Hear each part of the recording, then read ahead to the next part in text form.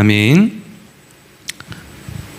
오늘은 이삭과 리브가의 선택이라는 제목으로 말씀을 나누도록 하겠습니다. 이삭과 리브가의 선택. 오늘 이제 이삭에 대한 세 번째 시간으로 말씀을 나누는데, 이제 이삭의 인생을 통해서 하나님이 우리에게 뭘 가르쳐 주시는지 좀 잘 이해할 수 있었으면 좋겠습니다.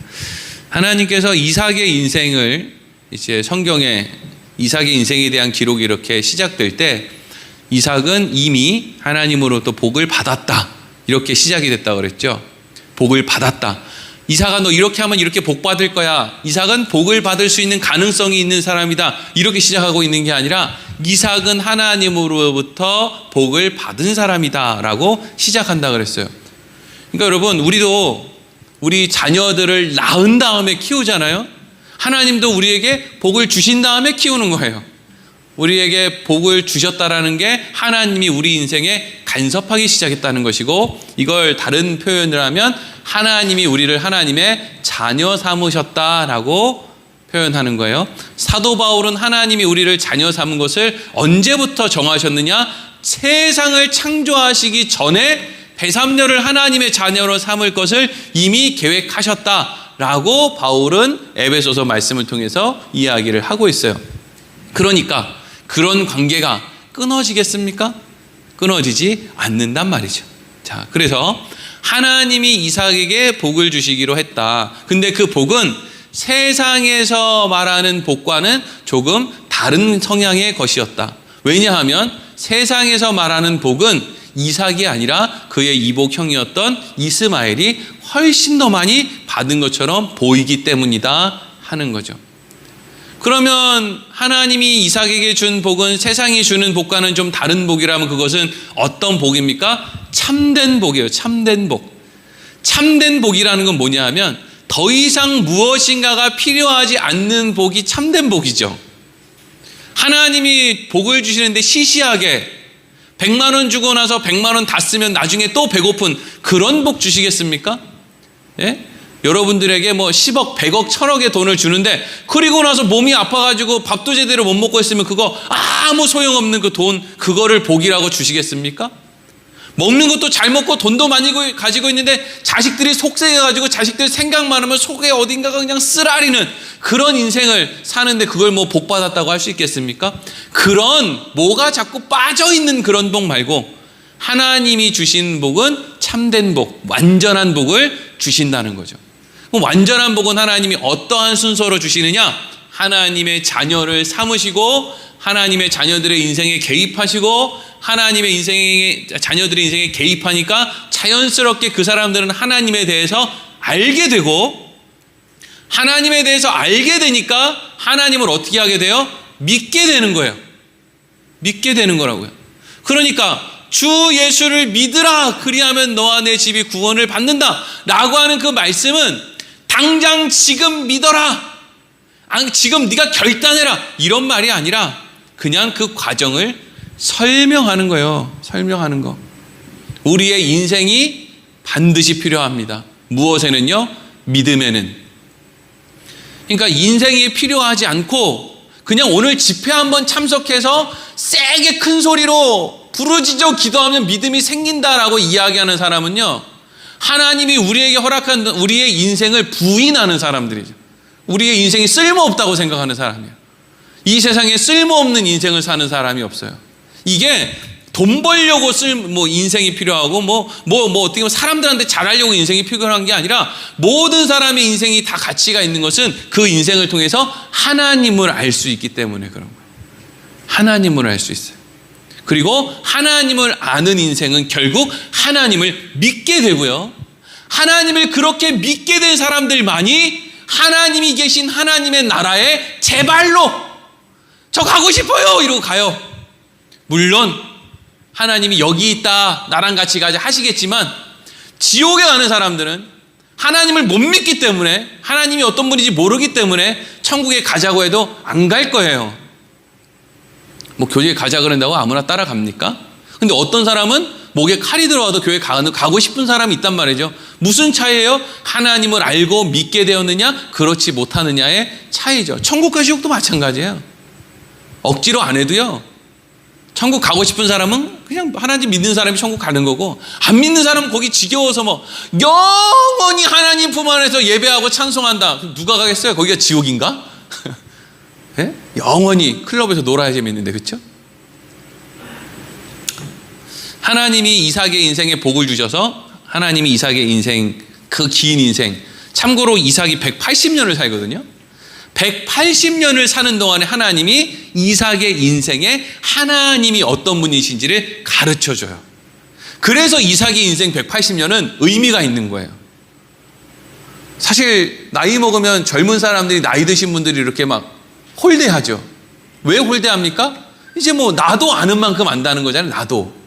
내 아버지나 어머니가 아는 것만큼 나도 알아. 나도 경험 있어. 게다가 난 젊어서 난 분별력도 더 있고 더 빨리 뭔가를 결정할 수도 있어. 근데 내 아버지 어머니 나이 먹고 이제 막 점점 이제 느려지고 뭐 그래 무슨 의미가 있나, 이렇게 젊은 사람들은 생각할 수 있는데, 나이를 먹으면 먹을수록 그럼에도 불구하고 분명한 의미가 있어지는 것은 내가 세상에서 어떤 일을 할 수 있느냐 없느냐에 달려있는 것이 아니라, 내가 지금도 오늘 하루에도 하나님이 어떤 분이신지를 내가 알아간다, 더 믿게 된다라는 것을 의미한다는 거예요. 이삭이 그런 인생을 살았다고요. 이삭이 블레셋 땅에 흉년에 블레셋 땅으로 이동해 갔는데, 거기에서 이제 막 우물을 막 계속, 지난 시간에 보면 우물을 계속 파잖아요. 우물이 계속 터져요. 생각해 보니까 우물은, 아니 한 집안의 사람들이 평생 하나를 파도 못 파는 건데 나는 어떻게 팔 때마다 이렇게 우물이 뻥뻥 터지냐? 그런 삶을 경험하다 보니까 이삭이 어떤 결론을 내린다 그랬어요? 아유, 그럼 내가 가나안 땅에 있어야지. 뭐 굳이 내가 블레셋 땅에 있을 필요가 없네. 왜? 지금 블레셋 땅에 간 이유가 뭐예요? 거기에 먹고 살 게 있다고 생각해서 거기 간 거거든요. 근데 하나님이, 야, 블레셋 땅에서도 결국 우물은 네가 파고 가나안 땅에서도 결국 우물은 네가 파는데 뭐 때문에 거기 가가지고 그러고 있냐? 너네 아버지부터 하나님과 언약을 맺었던 거기 그냥 있으면 되지. 아, 그렇네요 하나님. 제가 어디 쫓아다닐 필요가 없었네요. 그냥 내 집에서 내가 우물 파고 그냥 거기서 열매 맺고 살면 되는 거였네요. 그래서 이삭이 우물을 파다 결국에는 가나안 땅까지 오게 됐다 그랬죠. 그래서 이런 일을 통해서 하나님이 지금 이삭에게 뭘 가르쳐줘요? 창조주 하나님. 우리는 할 수 없지만 하나님은 할 수 있으신 분. 그러니까 전능하신 그분을 믿고 있을 때 우리는 하루하루의 일상 가운데 불만을 좀 덜 할 수 있는 거예요. 불만을 안 하면 좋지만 불만을 덜 할 수 있죠. 왜? 하나님을 믿으니까요. 아우, 난 그냥 지겹게 그냥 부여에서 태어나가지고 그냥 부여에서 학교 나와가지고 부여에서 맨날 그냥 그런 일이 나오고, 나 별로 그렇게 뭐 이래가지고 내가 무슨 뭐 서울 강남에 뭐 아파트 한 평이나 사겠어? 뭐 한다고 살 건데 거기 가서. 저 우리끼리 얘기지만 거기가 뭐 20억 30억 40억 이렇게 한다는데 거기 가서 살면 좋을까요? 차가 그렇게 막히고, 뭐 거기 있는 사람들은 이상하게, 서울 사람들은 이상하게 화가 나 있어. 늘 아십니까? 화가 나 있어요. 그래서 지하철을 타고 가면 표정들을 보면 막 이러고 이제 막, 예? 모르겠어요. 부여분들도 뭐 지하철이 없어서 내가 발견을 못한 거지, 뭐 우리 안에 그런 화가 있는지 모르겠지만, 아니 그렇잖아요. 아니 집이 막 50억 60억 이런 집에서 살면 좀 편안한 뭔가가 있어야 되는 거 아니에요? 예? 대한민국의 그 특별시에 사는 사람들 정도면, 그래서 지방 사람들을 그렇게 지방은 지방이니까 이렇게 하려면, 그렇게 좀 좋은 동네 살면 그럼 좀 여유 있어야 되는 거 아니에요? 서울에 있는 교회 목사님들이 지방교회 목사님 만나면 밥도 좀 잘 사주고 이래야 되는 거 아니에요?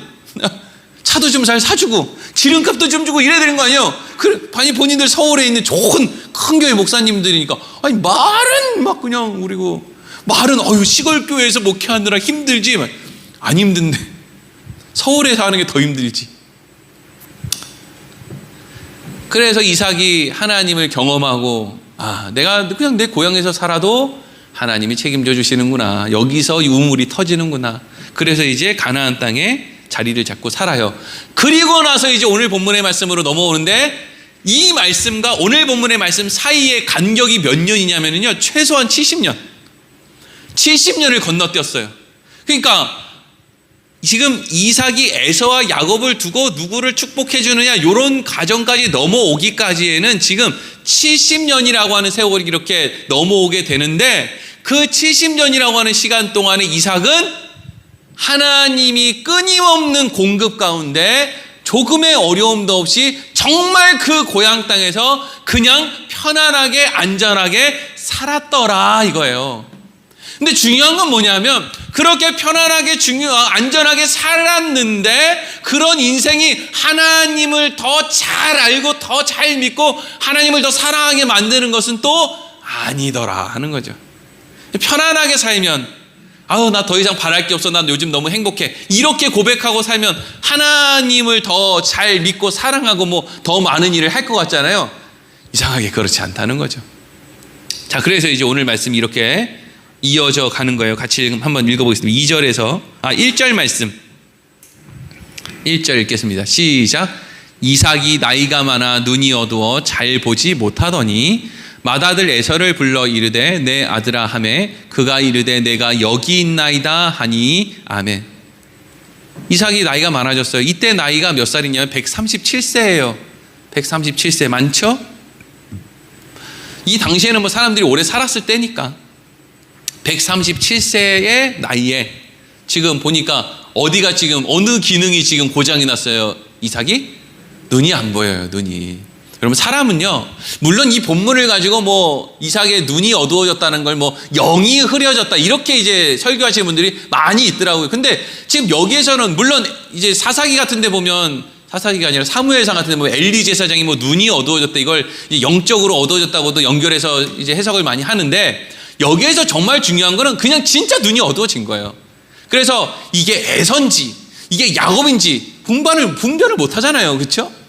그러니까 지금 요 말씀은 지금 어떻게 흘러가냐면 이삭이 그 하나님의 은혜 가운데 가나안 땅에서 지난 70년을 편안하게 살았는데 그의 인생 가운데 어느 순간 137세 정도의 나이가 됐을 때 막 몸도 좀 아프고 또 사람이 눈이 안 보이면 너무 이렇게 약해지잖아요. 그렇죠? 앞이 안 보인다는 건 참 어려운 일이에요. 우리가 그런 경험을 안 해봐서 그렇지만 앞이 안 보인다는 건 참 어려운 경험이죠. 근데 나이는 먹었고 기력도 약한데 눈까지 안 보여지니까 그때 이삭에게 일어난 현상 가운데 하나는 뭐냐면요. 자기 중심적인 생각을 더욱더 강하게 하기 시작했다는 거예요. 나이 먹으면 어린애가 된다 그러잖아요. 그거 왜 나이 먹으면 어린애가 돼요? 약해지기 때문에 그래요. 막 나이를 먹는데도 불구하고 막 마라톤을 뛰어다니고 막 재산이 막 어마어마한 게 있고 전화번호를 막 1000개씩 줄줄줄 외고 이러면 나이 먹어도 어린아이처럼 안 돼요. 근데 나이를 먹으면 계단 한 5개만 올라가도 숨이 차고 자꾸 까먹고 돈은 못 벌어서 돈도 없고 아쉬운 소리 자식들한테 하기도 싫고 이러다 보니까 뭐가 이렇게 점점 약해지다 보니까 어떻게 해요? 자기 중심적인 생각을 할 수밖에 없게 되는 거죠. 이제 점점 그렇게 나이를 먹는 거죠. 이삭이 그런 상태였다고요. 그래서 이삭이 180세까지 사는데 지금 137세부터 지금 이러고 있어요. 얼마나 오랜 기간 골골했는지 이제 생각해 보면 아주 긴 기간을 골골하면서 살았죠. 그래서 137세의 나이가 됐고 앞이 안 보였고 그래서 몸이 약해지다 보니까 자기 중심적인 어떤 생각을 하게 됐고 그러다 보니까 정말 그렇게 분별이 좀 약해진 그런 선택을 하게 됐다는 거예요. 자, 그래서 어떤 일을 하게 되느냐 2절부터 4절 읽겠습니다. 시작. 이삭이 이르되 내가 이제 늙어 어느 날 죽을는지 알지 못하니 그런즉 내 기구 곧 화살통과 활을 가지고 들에 가서 나를 위하여 사냥하여 내가 즐기는 별미를 만들어 내게로 가져와서 먹게 하여 내가 죽기 전에 내 마음껏 내게 축복하게 하라. 아멘. 2절부터 4절까지 말씀을 보면 사실 이게 이상한 내용이에요. 이게 이상한 내용. 이삭이 첫째 아들 에서를 불렀어요. 그리고 나서 하는 이야기가 뭐냐면 아버지가 이제 죽을 것 같다. 앞으로도 40년 더 사는데 뭐 사실 한테 고롱고롱 80이고 뭐 어쩌고 뭐 100살인데 하여튼 뭐 내가 지금 죽게 생겼으니까 그냥 이삭이 나 죽을 것 같아. 그래서 내가 너한테 이제 장자의 권한을 넘겨주겠다. 이게 장자의 축복이라는 것이 장자의 권한을 물려주는 게 이게 큰 거죠. 그래서 내가 너한테 아버지는 이제 죽어서 힘이 빠졌으니까 내가 너에게 장자의 권한을 줄 테니까 너 이거 받으려면 가서 사냥해서 그 잡아온 동물로 음식을 만들어서 나한테 별미를 갖고 와라. 그러면 내가 너 장자의 축복을 해주겠다. 장자의 권한을 주겠다. 이렇게 이제 이야기를 했단 말이에요. 이게 왜 이상하냐면은요. 원래 아버지가 첫째 아들한테 장자의 권한을 넘겨준다. 장자의 축복을 해준다. 라고 하는 이러한 행사는요. 이 가족 안에 엄청 큰 행사예요. 이게 엄청 큰 행사라고요. 이렇게 막 은밀하게 에서야 일로 와봐. 너 가가지고 사냥해가지고 동물 하나 잡아가지고 별미 만들어 와. 아버지가 너한테 축복 다 해줄 거야. 이런 이야기를 지금 이런 식으로 아버지가 장자를 선택해서 이게 이제 여러분들 잘 들으세요. 이제부터 이 집안의 가장은 제가 아니라 에서입니다. 저는 이제 나이도 많고 몸도 약하니까 이제부터는 에서가 이 집안의 가장이니까 에서 말 잘 들으세요. 요거 하자는 건데 누가 이렇게 은밀하게 이 일을 지금 진행하느냐 말이죠. 제가 봤을 때는 이삭이 지금 뭔가 눈치를 보고 있는 것 같은데 그 정도 나이 됐을 때 이삭이 이런 행동을 하면 누구 눈치 보는 것 같아요? 부인 눈치를 보고 있다라고 확신할 수 있습니다. 부인 눈치를 보고 있는 게 확실해요. 왜 그런지는 이제 뒤에 가서 이야기를 좀 드리고 어쨌든지 그래서 은밀하게 누구 눈치를 보느라고 원래 대대적으로 하는 행사여야 되는데 에서한테 장자의 권한을 넘겨주는 게 뭔가 조금 이렇게 누구에게 눈치가 보여서 은밀하게 좀 하려고 하는데 그 틈바구니에서 지금 아니 그냥 하고 싶으면 그 자리에서 하면 될 거 아니에요. 그렇지 않습니까? 에서야 너 잠깐 와봐라. 너 눈 감아봐라. 내가 너한테 지금부터 축복을 다 해줄게. 이렇게 하고 그냥 하면 되는데 치사하게 뭐 하려고 하는 거예요 지금. 고깃국 끓여오라는 거 아니에요. 내가 너 진짜 축복 다 해줄 건데 너 그러니까 내일은 맨입으로 받아먹을 생각하지 말고 너 가가지고 맛있는 고깃국 끓여와. 그럼 내가 그거 맛있게 먹고 내가 너 축복해줄게. 이러고 있단 말이죠. 왜 이럴까요? 왜? 도대체 이삭 뭘까요 이게 지금? 가만히 생각해보면 이 안에 답이 다 있어요. 이렇게 은밀하게 장자의 축복을 주려고 하는 그 마음 안에는 뭔가 누군가와 이 일을 하는 것이 불편하다는 생각이 분명히 있기 때문에 이렇게 조심스럽게 은밀하게 하는 것이고, 그런데 그렇게 은밀하게라도 이 일을 해야 되는 이유는 이삭이 생각할 때 내가 에서에게 장자의 권한을 줘야만 내 입으로 들어가는 별미가 계속 공급될 것이다 라고 하는 기대가 그 안에 있는 거죠. 그러니까 이삭이 지금 무슨 생각하고 있다고요?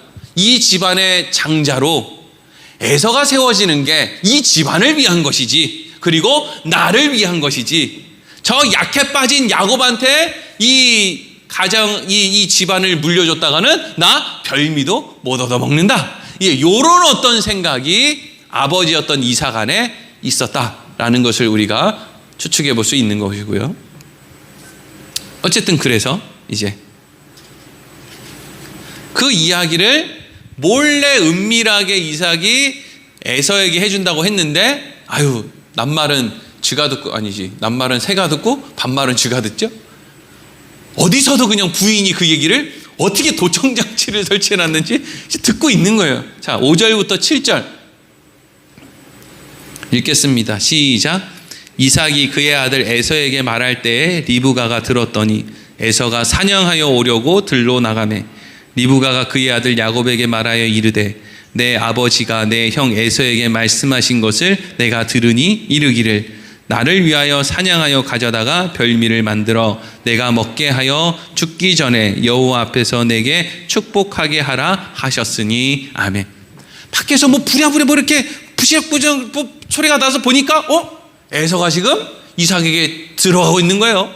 리브가가 뭔 얘기를 할 건가 이래서 이제 귀를 이렇게 대고 보니까 어머나 이 영감이 나랑 한마디 상의도 없이 그렇게 나 별로 안 좋아하는 에서한테 지금 뭘 이렇게 주겠다고 자꾸 이야기를 하는데 나한테도 안 주고 감춰놨던 그 통장을 그냥 아들한테 몰래 주겠다고 하니까 엄마들이 기분이 나빠요 안 나빠요? 이거 이놈의 인간이 어디서 딴 주머니를 차가지고 이거 목사님 무슨 얘기하는 거지? 네, 잘 새겨 들으세요. 왜 갑자기 통장이 나오지? 네. 나랑 상의도 없이 에서한테 지금 장자에 뭘 어떻게 한다고 안 되겠다. 내가 가만히 있으면 큰일 나겠다. 그래서 아니 에서는 신이 나서 나갔겠죠. 이제 나 이제 이 집안 내가 가장이야, 내가 이제 여기 책임자야 이러고 이제 신이 나서 사냥하러 그냥 룰루랄라 나갔는데, 그 나간 이후에 리브가가 야곱을 얼른 불러서 야곱아 큰일 났다, 지금 아버지가 에서한테 지금 장자의 권한을 준단다. 그러니까 너 빨리 준비해라, 고기 준비해라. 그렇게 해가지고 내가 이렇게 준비해가지고 내가 너 드려볼 테니까 네가 그 장자의 축복 속여서라도 네가 싹 다 받아와야 된다. 이런 생각을 가지고 지금 일을 꾸미는 거예요.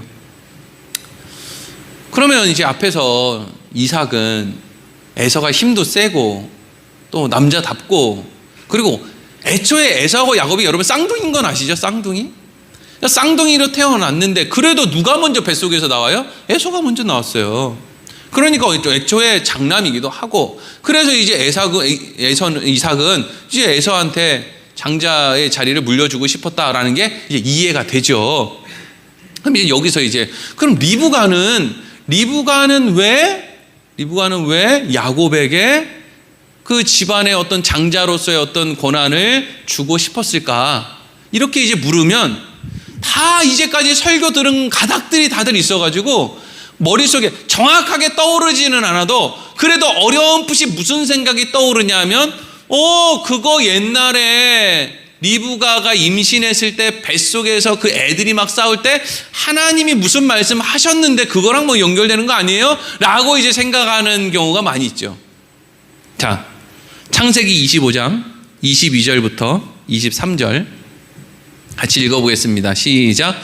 그 아들들이 그의 태 속에서 서로 싸우는지라 그가 이르되 이럴 경우에는 내가 어찌할꼬 하고 가서 여호와께 묻자온대 여호와께서 그에게 이르시되 두 국민이 내 태중에 있구나. 두 민족이 내 복중에서부터 나누이리라. 이 족속이 저 족속보다 강하겠고 큰 자가 어린 자를 섬기리라 하셨더라. 아멘. 여러분 요 말씀 요거 그대로 띄워주세요. 이 말씀을 잘 이해해야 돼요. 잘 이해해야 돼. 이 말씀이 뭘 의미하는지 잘 이해해야 돼요. 이거 사람들 많이 인용하는 거예요. 이제 야곱에게 장자의 권한을 줘야 되겠다라고 리브가가 생각한 이유를 많은 사람들은 리브가가 임신했을 때 이러한 하나님의 말씀을 들었고 리브가가 이 하나님의 말씀을 이루기 위해서 큰 자가 작은 자를 섬기겠다라고 했으니까 큰 자인 에서가 야곱을 섬기는 거, 그러니까 야곱이 장자가 되는 게 맞지라고 하는 생각을 리브가가 가지고 있었기 때문에 이런 일을 벌였다라고 생각하는 사람들이 아주 많습니다. 아주 리브가를 좋은 사람으로 그렇게, 그러니까 대부분의 사람들은 성경에 나오는 사람들 대부분 그래도 좀 이름이 좀 알려진 이삭, 뭐 아브라함, 뭐 사라, 뭐 요셉 이런 사람 다 그냥 어쨌든지 좋은 눈으로 믿음의 사람, 뭐 훌륭한 사람 이렇게 보고 싶은 마음에 자꾸 그렇게 미화를 하는데 하나님이 함께해서 좋은 사람, 의로운 사람이 된 거지 그 사람들 자체는요 다 하나같이 별로 좋은 사람들이 아니라는 거죠. 자, 이 말씀을 처음 이제 알아야 되는 게 뭐냐면요. 하나님이 왜 이런 말씀을 하셨느냐 이걸 알아야 되겠죠. 뱃속에 쌍둥이가 생기니까 리브가가 쌍둥이 아기를 처음 낳아보는데 또 뱃속에 쌍둥이가 있는데 안에서 쌍둥이가 막 움직이니까 얼마나 놀랬겠어요. 저도 이제 우리 집사람이 아니라 저희 집사람이지. 집사람이 아기를 이렇게 임신을 배가 이제 막 첫째 나올 땐 조금 덜 빵빵하더니 둘째 나오니까 더 빵빵하더니 셋째 나오니까 이렇게 빵빵하더니 넷째 나오니까 이제 배가 이야 이만해지잖아요. 그죠? 배가 다섯째 나오면 이제 얼마나 이제 등도 나올 것 같아 막. 점점 빵빵해지고 이제 배가 애들이 막 그냥 발로 차면 엄마 뱃속에 발자국 나고 이러잖아요. 그렇죠? 다 아시죠? 얼마나 놀래요? 근데 이거 생각해보세요. 리브가가 임신했는데 여기서 발도 나오고 손도 나오는데 이게 몇 개야? 이게 무슨 뱃속에 돼지가 들어있는 것도 아니고 사람이 들어있는데 이게 지금 몇 마리가 들어있길래 손발이 이렇게 많이 차냐고요. 그러니까 리브가가 근심이 됐겠죠. 근심 걱정이 생기니까 하나님 앞에 기도를 했겠죠. 그러니까 근심 걱정하고 있는 하나님의 이 리브가에게 하나님이 하신 말씀이 이거예요. 근심 걱정하고 있는 리브가에게 앞으로 내 계획은 이거니까 넌 앞으로 이렇게 해내야 된다 이렇게 하려고 얘기하신 게 아니고요. 하나님 큰일 났어요. 저 뱃속이 이상해요. 이러다 아기가 잘못되기라도 하는 건 아닐까요? 라고 근심하며 걱정하며 나아간 리브가에게 리브가야 걱정 마. 네 뱃속에 있는 아이들 건강하게 나올 거야. 건강하게 나와야 뭐 두 국민이 되든지 뭐 큰 자가 작은 자를 섬기든지 뭘 할 거 아니에요. 그러니까 제일 중요한 건 네 애들, 네 뱃속에 있는 애들 안전하니까 걱정 마. 이게 하나님의 첫 번째 메시지죠. 무사히 태어난다는 거잖아요. 그래야지 얘들이 뭐가 돼도 되지. 그리고 나서 하나님이 하시는 말씀이 뭐예요? 그리고 나서 앞으로 이러이러한 일이 일어나게 될 텐데 그 일어나는 일을 보고 이상히 여기지 말고 그냥 그런가 보다 해. 요걸 가르쳐 주는 거지. 리브가에게 너 잘 들어라. 내가 큰 자가 어린 자를 섬긴다라고 했으니까 네 책임지고 너는 큰 자인 에서가 야곱을 섬기게끔 만들어야 된다 라고 하나님이 말씀하신 적이 없단 말이죠. 무슨 이야기인지 아시겠어요? 하나님이 앞으로 될 일을 가르쳐 주신 거죠. 왜? 쉽게 이해할 수 없는 일들이 일어날 거니까. 그러니까 그런 일이 일어나면 안심하라고 이런 말씀을 주시는 거지. 마치 리브가가 별로 대단하지도 않은데 그 리브가가 하나님을 안 도와드리면 뭐 큰일이라도 날 것처럼 뭔가 의미를 담아서 하나님이 하신 말씀이 아니다 하는 거예요. 이게 성경을 볼 때 우리가 중요하게 보아야 되는 대목이에요. 자, 그러면 리브가는 이런 이유 때문이 아니라면, 그러니까 리브가가 이렇게 생각할 수도 있죠. 그러면 목사님 리브가가 근데 그렇게 생각했을 수도 있잖아요. 하나님의 말씀을 뭐 오해를 했든 어쨌든지 간에 내가 하나님의 말씀을 이루어 드려야 되니까 그러면 야곱을 장자로 만드는 게 내 사명이다 라고 리브가가 생각할 수도 있잖아요. 목사님 이렇게 얘기한다면 아니죠. 왜? 하나님의 뜻을 이루는 사람은요, 하나님의 뜻을 편법을 써서 이루지 않습니다. 자기가 하고 싶은 걸 하면서 자꾸 하나님을 끌어들이니까 거기에 불법이 성행하게 되는 거예요. 예? 하나님이 언제 저기 부동산 투자하고 어디 알박기 해가지고 거기서 돈 1억 천금을 얻어서 세계 선교하라고 하신 적이 없어요. 그런 걸로 세계 선교하고 싶은 마음이 없다고요. 내 안에 욕심이 있으니까 그런 거 해서 돈을 벌고 싶은 마음으로 하나님을 끌어들이는 거죠. 리브가가 정말 하나님의 뜻을 뭔가를 하기 위해서 그 마음이 있었다면 이렇게 숨기면서 하지 않았을 거예요. 그러니까 이삭도 은밀하게 하고 리브가도 은밀하게 한다라는 건 이 두 사람 다 하나님 보시기에 떳떳하지 못하고 상대방, 그러니까 이삭에게 있어서는 리브가, 리브가에게 있어서는 이삭에게 뭔가 떳떳하지 않은 그 행동을 하고 싶어 죽겠는데 그걸 상대방이 막을 것이 뻔하니까 지금 자기 생각대로 하려고 하는 그런 계략을 가지고 뭔가를 하고 있다라는 것을 우리가 알 수 있다는 거죠. 그러면 하나님의 뜻이 아니라면, 하나님의 뜻을 이루어 드리려고 하는 게 아니라면 도대체 리브가는 뭘 하려고 야곱에게 장자의 권한을 얻게 해 주려고 그렇게 했을까요? 자, 그 전에 여기서부터 읽어볼게요. 11절부터 13절. 리브가가 이런 말을 합니다. 읽어보겠습니다. 시작. 야곱이 그 어머니 리브가에게 이르되 내 형 에서는 털이 많은 사람이요 나는 매끈매끈한 사람인즉 아버지께서 나를 만지실진대 내가 아버지의 눈에 속이는 자로 보일지라 복은 고사하고 저주를 받을까 하나이다. 어머니가 그에게 이르되 내 아들아 너의 저주는 내게로 돌리리니 내 말만 따르고 가서 가져오라. 아멘. 어머니의 계획을 들은 야곱이 어머니 이거 안 됩니다. 나는 몸도 매끈매끈하고 형은 형 냄새도 나고 이러는데 아무리 아버지가 눈이 어두워졌다 그래도 형하고 나는 너무 다르잖아요. 키도 다르고 목소리도 다르고. 그러니까 리브가가 괜찮다 괜찮아. 괜찮긴 뭐가 괜찮아. 이거 걸렸다가는 이거 뭐 복을 받는 게 아니라 내 저주받고 오늘 맞아 죽을지도 몰라요. 그랬더니 리브가가 괜찮다 괜찮아. 혹시 그런 일이 있으면 그 저주는 내가 받겠다. 이런 이야기를 하죠. 이게 리브가가 정말 하나님을 생각했다면 야곱아 걱정하지 마라. 이건 하나님이 이렇게 이러한 일이 일어난다고 하셨기 때문에 우리가 하는 일이니까 하나님이 우리를 지키실 것이다. 이리로 가야 되는 거지. 네가 받을 저주가 있다면 내가 그 저주 받겠다라고 하는 것은 지금 본인이 하고 있는 이 행동이 하나님을 위해서 하는 행동이 아니라 자기의 어떤 욕심을 위해서 한다는 걸 리브가가 알고 있다는 거예요. 그러면 리브가는 왜 야곱에게 이렇게 장자의 권한을 주고 싶었느냐? 요것 때문이에요. 요 얘기하려고 이렇게 빙빙 돌아왔어요. 창세기 26장 34절 35절 읽겠습니다. 시작. 에서가 40세에 헷족속 부에리의 딸 유딧과 헷족속 엘론의 딸 마스맛을 아내로 맞이하였더니 그들이 이삭과 리브가의 마음에 근심이 되었더라. 아멘.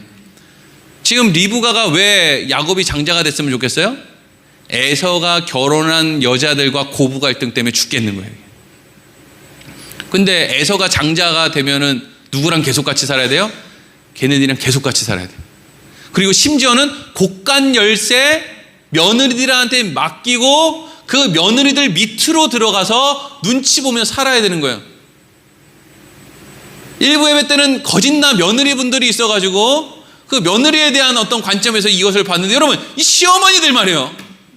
한번 생각해 봐봐요. 지금 꼴배기 싫어요. 막 그냥 아주 그냥 와, 내가 진짜 진짜 말은 안 해서 그렇지. 아유, 우리 남편이랑 우리 아들이랑 갈라놓고 그냥 걔네 집에 그냥 보내버렸으면 좋겠고, 아유, 우리 아들 그냥 다른 좋은 여자 만나가지고 착한 며느리 얻어서 다시 좀 시집 좀 장가 좀 다시 보내고 싶은 마음이야.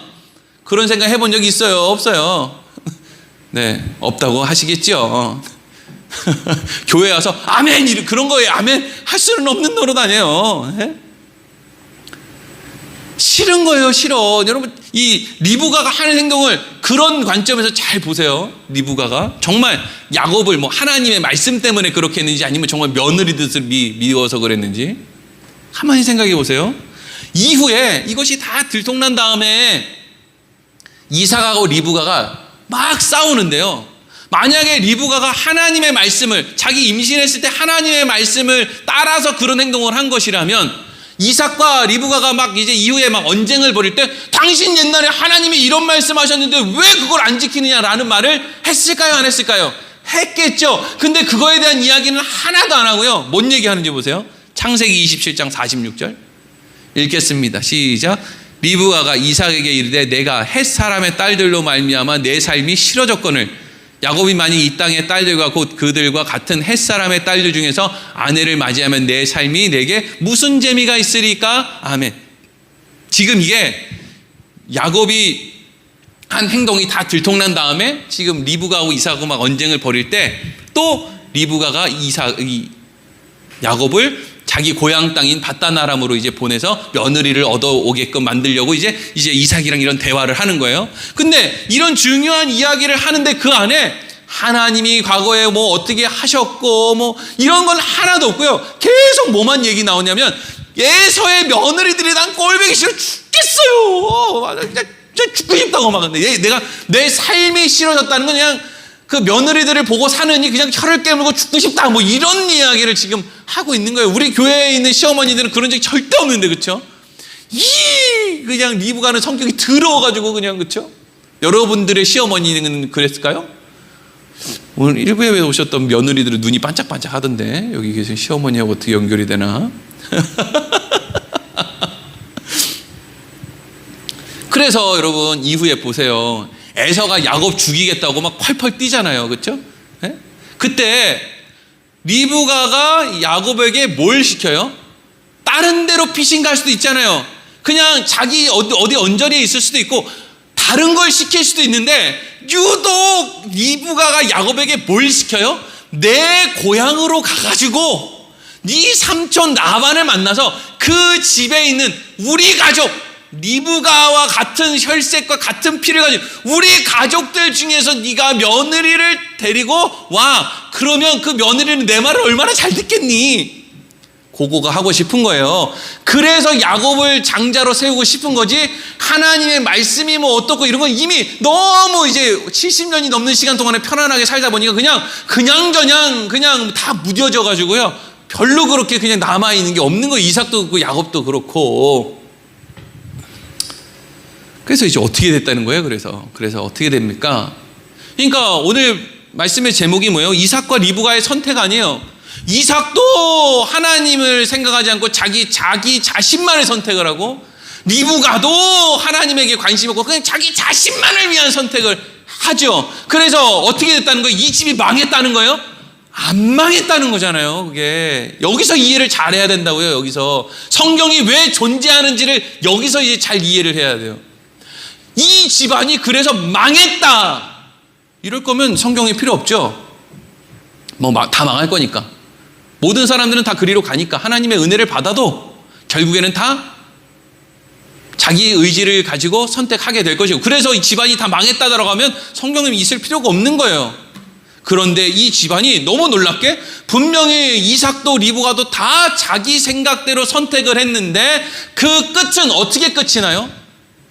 결국에는 이삭이 그 이후로 40년을 더 살고, 야곱은 야곱대로 에서는 에서대로 자기들의 삶을 사는 동안에 이후에 에서와 야곱은 극적으로 화해를 하고, 이삭이 그렇게 사모했던 우리 형한테는 아들이 12명이나 있는데 라고 그렇게 부러워했던 것을 어느 날 야곱이 돌아와서 보니까 야곱이 자식이 몇 명이에요? 12명의 자식을 품고 와서 아버지한테 형이랑 같이 찾아와서 인사하고, 그리고 그렇게 살다가 그렇게 죽죠. 그러니까 이삭은 잘한 게 별로 없는 것 같은데 결국 그의 인생을 가만히 돌아보면 소위 해피엔딩으로 편안한 끝맺음이 된 것처럼 보이죠. 하나님의 은혜라고 불러요, 이런 걸. 참, 하나님은 하나님의 은혜다. 하나님의 복받은 사람의 인생의 결론은 이런 것이구나. 그래서 신자들이 난 하나님도 모르겠고 난 인생도 어렵고 나 그냥 내 마음대로 살래. 그리고 막 세상으로 이제 막 돌아다녀요. 그러면 그 사람의 인생이 망하느냐? 목사들은 망한다고 이야기하고 싶겠죠. 왜? 그게 교회를 유지하는 데 훨씬 더 편안하니까. 여러분들 지금 당장 나가서 세상으로 암만 돌아다녀도 하나님의 전능하심은 교회에만 있는 거 아니라 세상 가운데도 있기 때문에 여러분들 그곳에서도 하나님을 배우고 만나게 될 겁니다. 사실 그게 맞는 말인데, 그렇게 하다가 진짜 사람들 다 도망갈까 싶어서 다 도망가면 이거 융자 받은 거 이거 대출금도 갚아야 되고 전기세도 내야 되고 요즘 기름값도 비싼데 차도 타고 다니, 이런 큰일인데 이런 마음 때문에 자꾸 무슨 말을 해요? 그러면 안 된다고. 거기 가면 마치 막 그냥 막 저주받아서 막 큰일 날 것처럼 교회만 옮겨도 막 그냥 하늘에서 벼락이 떨어질 것 같은. 이건 아닌데. 네? 교회를 옮기면은 하늘에서 벼락이 떨어지면 그거 어떻게 하자는 거예요? 그럼 누가 벼락을 주는 거예요? 하나님이 주는 거예요? 하나님이 하나님의 자녀들의 인생 가운데 교회를 이 건물에서 이 건물로 옮기면 하나님이 하나님의 자녀들에게 벼락을 던진다. 그 하나님을 왜 믿고 있는지를 도대체 모르겠지만 어쨌든 그런 게 통하니까 또 목사들은 그런 걸 붙들고 사람들을 그냥 어쨌든 그냥 그 말을 듣고 믿고 싶은 사람들을 그렇게 그냥 붙들고 있는 거죠.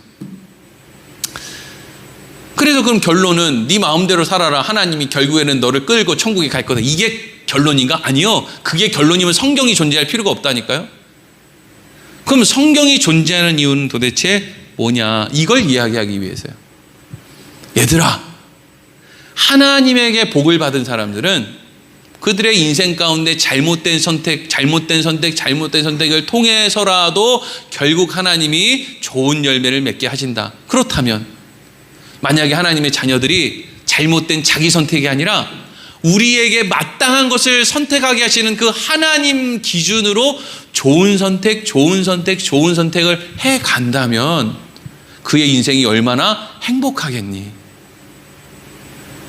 이삭이 몰래 숨기고 에서에게 장자의 복을 주겠다고 먹을 것 사냥해 오라고 하지 않고 자기 부인과 상의를 하고 가족들을 모으고 집안에서 뭔가 좋은 행사를 하고, 그래서 사실 여러분 이 말씀에서요 누가 장자의 축복을 받는지는 한 개도 중요한 게 아니에요.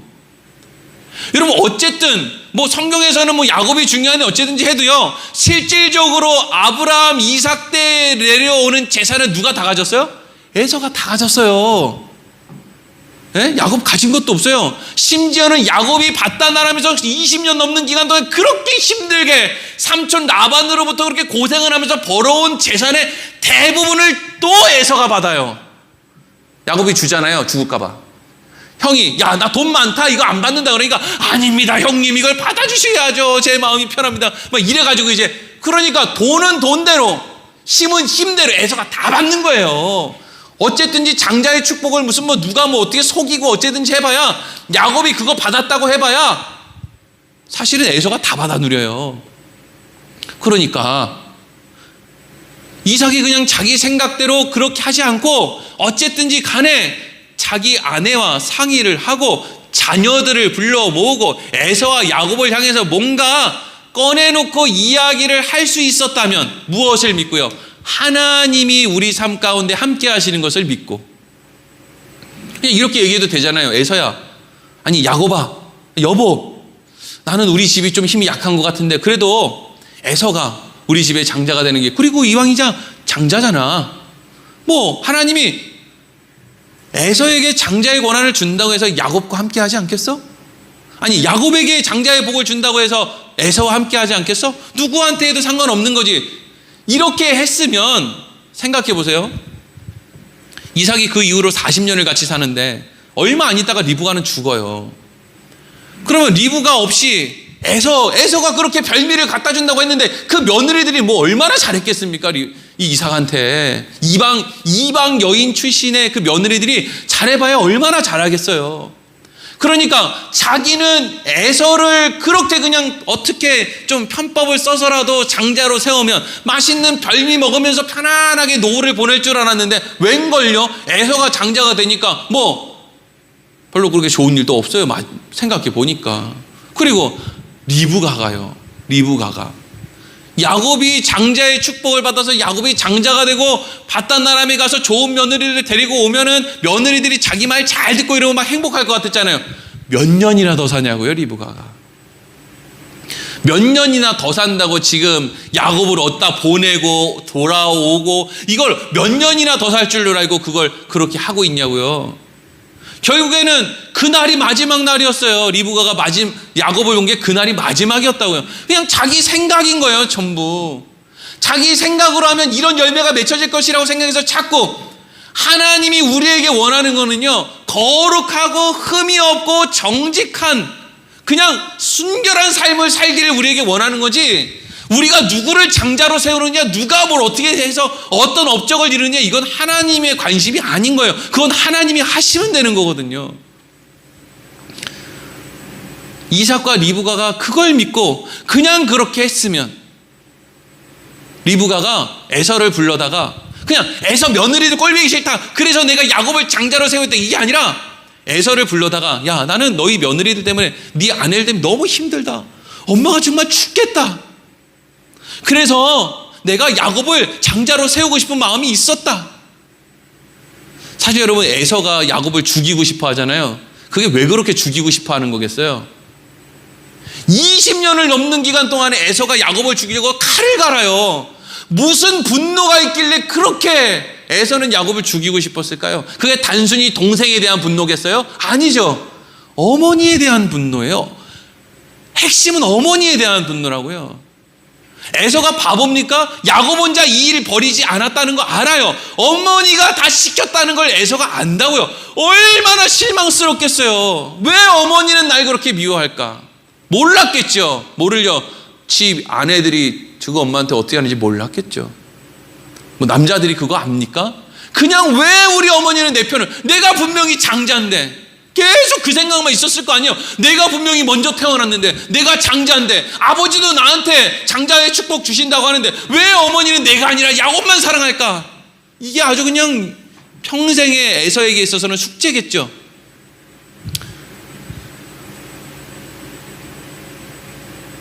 여러분, 성경은 우리에게 자꾸 업적을 만들어내려고 말하지 않아요. 기도 운동을 벌여서 대한민국을 무슨 하나님만 섬기는 무슨 그런 나라로 너희들이 만들어라, 이런 거 하지 않는다고요. 그냥 우리에게 하나님을 믿고 거룩하고 흠이 없고 완전하고 순결하게 그냥 그렇게 너 자리를 지키고 살으라는 거예요. 하나님이 책임져 주신다는 거죠.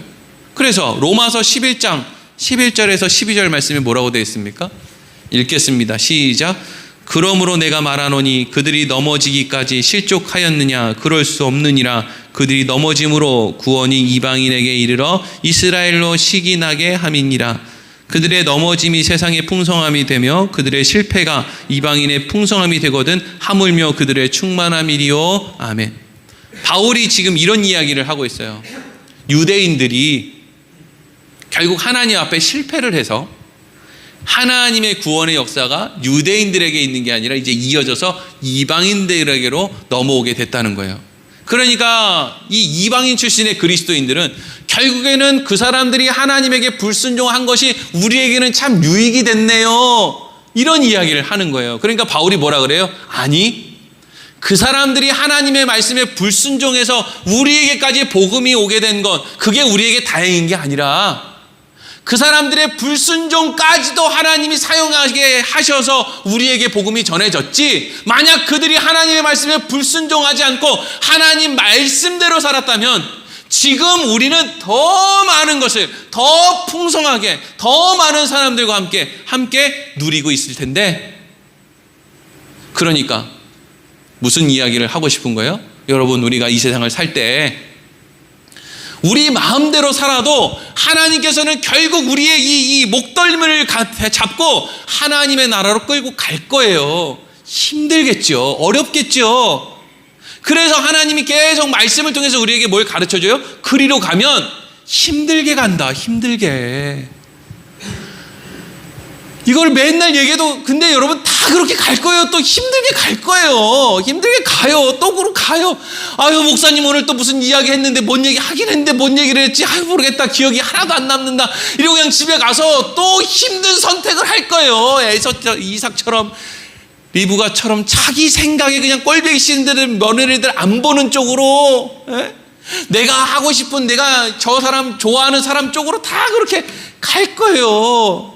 이제 두 가지를 얘기하는 거죠. 그러니까 네 인생이 힘들다고, 하나님 없다고 하지 마라, 이거라. 인생에 힘든 일 찾아온다고 하나님 없다고 좀 하지 마세요. 내가 선택하고 결정해서 가는 길 아닙니까?